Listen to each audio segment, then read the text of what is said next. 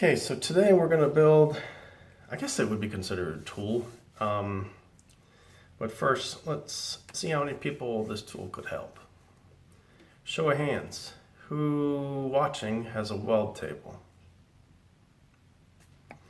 Who here has a weld table with 5/8 holes on 2-inch centers? Pretty much everybody, right? Who here opted to have any of those holes drilled and tapped?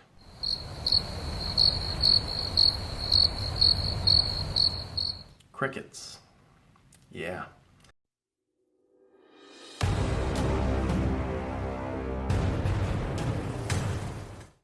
Why? Because it's expensive. And two, most of the accessories for the weld tables just have a 5/8 shank on it and rely on a binding action to lock down. With me so far, right? What if you have something like this genuine Metalworks speed square, which if you want one of these I will put down in the description, but you need it firm on the table. How do you lock it in place? Let me show you what I came up with.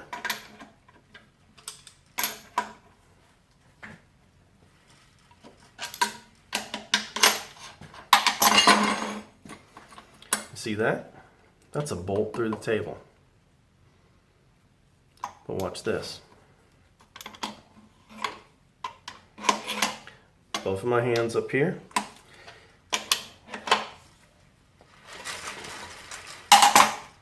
No hocus pocus. There is nothing welded to the bottom of this table. There are no nuts welded to the bottom. I have not drilled and tapped the hole. So how did I do that? I'll show you the how and the why you want to in just a moment. First, the how. It's really pretty simple. It is just a plate with 2 nuts welded to the back. And then I drilled a couple extra holes and put some magnets in it so it will stick to the bottom of the table. Okay, well, Rob, why 2? And how did you turn that bolt without this spinning under the table? That's where the 2 came in. I took a second 5/8 bolt,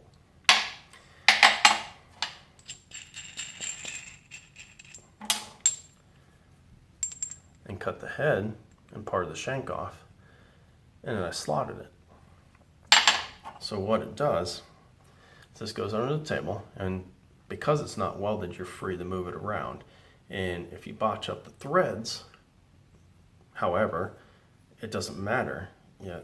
You screw this up, you throw it away, or you cut the nut off and weld a new one. So you don't have to go through and weld the nut under every hole. And why would you want to when most of the accessories are a 5/8 shank that drop into the table? If there's a nut under the table, your normal accessories won't fit. So that's why I did not weld nuts to the bottom of the table. And I can move this anywhere. The sides, the front, the top, I can actually move it to some of the accessories.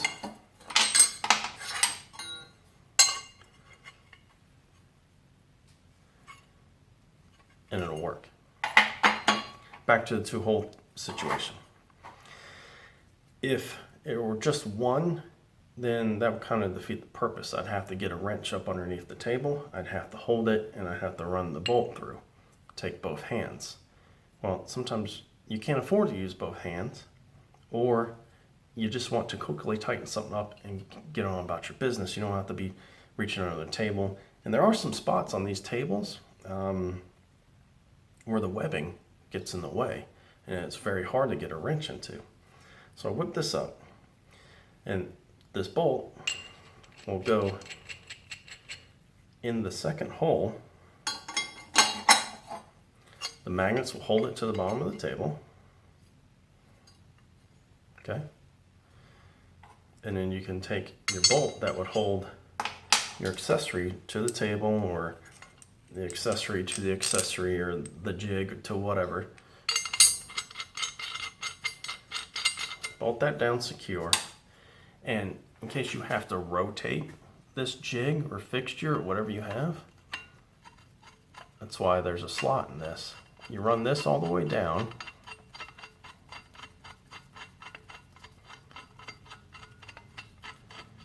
To just below the surface. So it's not hanging on anything. And now your parts are firmly bolted together. Pretty sweet, huh?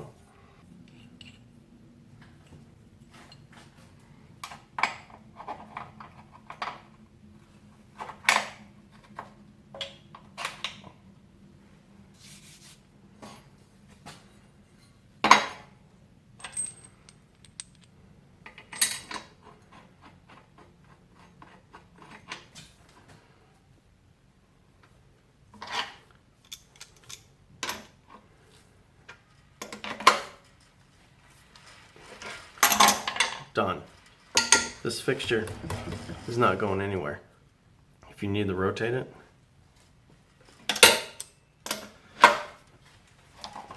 loosen your bolt and you can rotate it. That pin that we made with a slot in it is not interfering.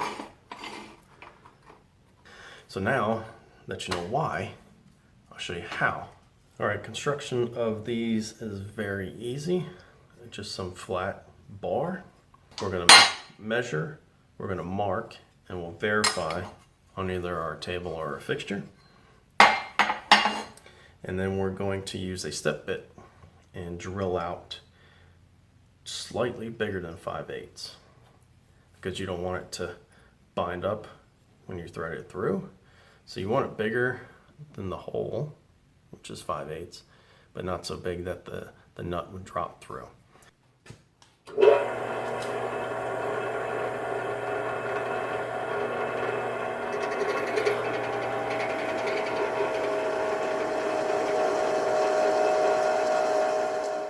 Alright, so this one's just for demonstration, so I only pop one hole in it. Now that we have the hole in it, we're going to clean that up, get it down to bare metal.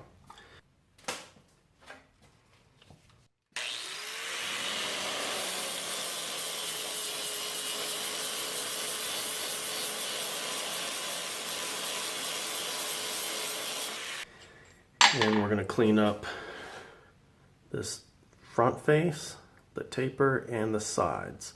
We want to get whatever coating is on there off.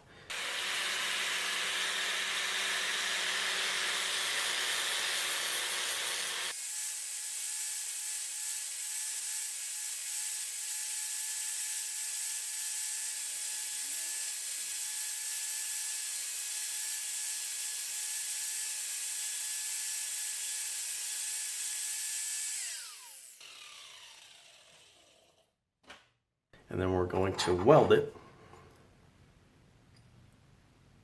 to our bracket. And the best way to know if everything's lined up when you go to weld it is to use the table itself. So you're going to come up through the bottom with the bolt.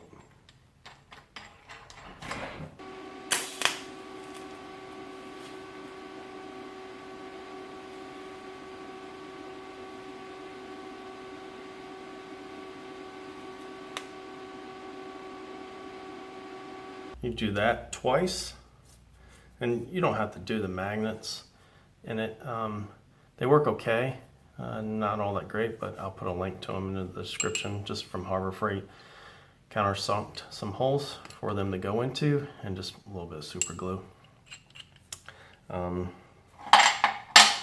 This pen, like I told you before, is we just cut at the shank, kind of round the edges over a little bit, and then using an angle grinder, bandsaw, file, whatever you want, cut the slot in the top. And the whole goal for that is to sink at or below the top of the table, so it doesn't snag any fixtures or jigs or anything that you might be spinning around on the table. Instead of the magnets in the piece like this, you can always use some weld magnets under the table to kind of hold them in place. So you just kind of set it in place, run your pin in, and then bolt down your fixture. So that's that. You can of course make these more than the length of 2 of the holes. You can do 3, 4, the entire length of the table, however you want to do it. I prefer to do them in 2s just for the convenience factor. They're easier to store, and sometimes, like I said, they might be in the way, especially if you're using something that requires a pin or shank to drop down on the table and cause that binding action, like these clamps that we've made, like these. Now, you could, instead of just using the shank and cutting the threaded section off, you could just leave the bolt whole when you make some of these clamps. And you could then bolt it down to get even more pressure using one of these little helper plates or magnet buddies or whatever you want to call them. Just adds a little more versatility to your weld table, your build plate, or whatever you're working on. And it doesn't break the bank. That's it for this one today, guys. Hopefully this will help you out. If anything, it's a good project for getting some hood time with the welder. So yeah, until next time, guys, get up, get out there and do it.